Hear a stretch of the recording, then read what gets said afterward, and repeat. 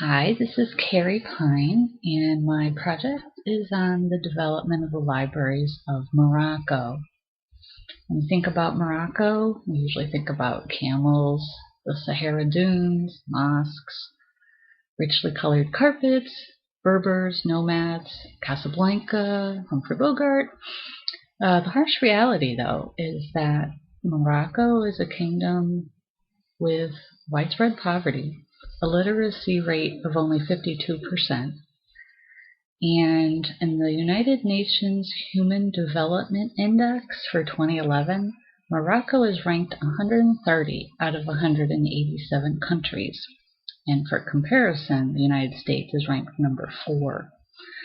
So the Kingdom of Morocco, as you know, is in North Africa, and it has a population of about 34 million.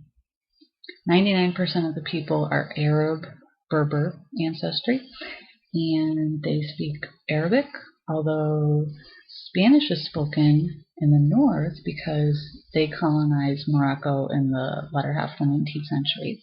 And the French ruled there from 1912 until 1956. So the French language is used a lot.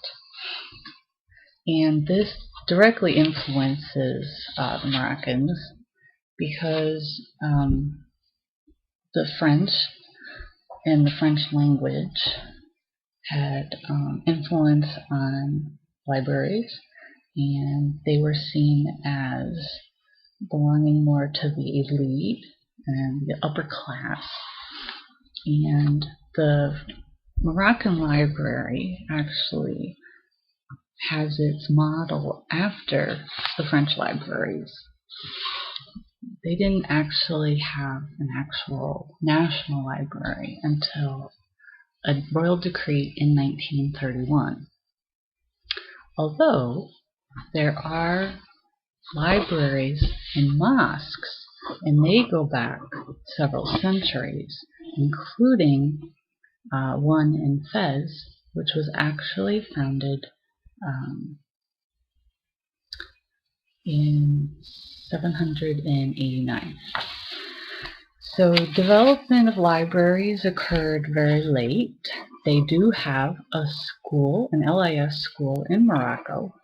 They only have one, but it is considered one of the best in Africa, modeled after the French again. Classes are taught in French, even though the students aren't necessarily fluent in French.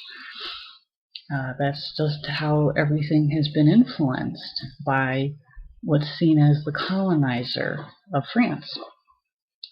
But the Moroccans actually, they attend IFLA conferences, they've hosted some digital library workshops, and they actually have a few professional associations. So they're not, in the dark ages of librarianship, but they're not up to par necessarily with the Western world. One of the biggest challenges for the Moroccan librarians is in this digital age that the Moroccans themselves are largely oral culture, similar to the Kuwaitis that Dr. Bibi had alluded to.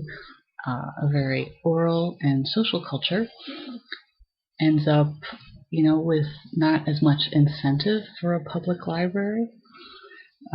They have a collectivist culture, and these are all things that make the library not seem as important as it does to us, or they have different requirements. With a non-literate population, there are other things that can be done in the library, such as having digital libraries that consist of videos, photos, oral interviews, and other images, because if half your population is non-literate, then you need to change the way your library is set up so you can meet the needs of the population. You can't force them to change their behavior. You need to adapt a system that can give them access, even if it's access to non-textual information.